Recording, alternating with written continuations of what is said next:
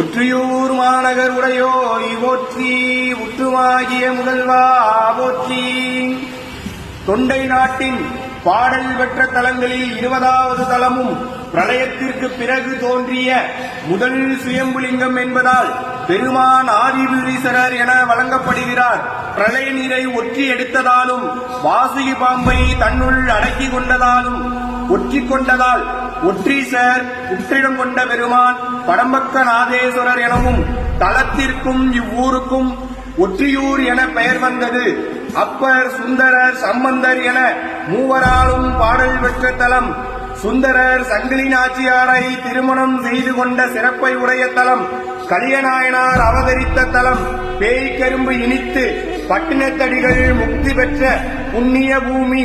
இவ்வளவு சிறப்பை உடைய இந்த தலத்தில் பெருமான் புற்று வடிவில் சுயம்பு மூர்த்தியாக கவசம் சாற்றி அருள்வாளிக்கிறார். வருடத்திற்கு 3 நாட்கள் மட்டுமே கவசம் திறந்து பெருமானுடைய நிஜரூப தரிசனம் நம்மால் காண முடியும். இந்த வருடம் வருகின்ற டிசம்பர் மாதம் 4ஆம் தேதி மாலை 6 மணி முதல் 6ஆம் தேதி இரவு வரை பக்தர்கள் தரிசனம் செய்யலாம். அன்று மாலை 7 மணிக்கு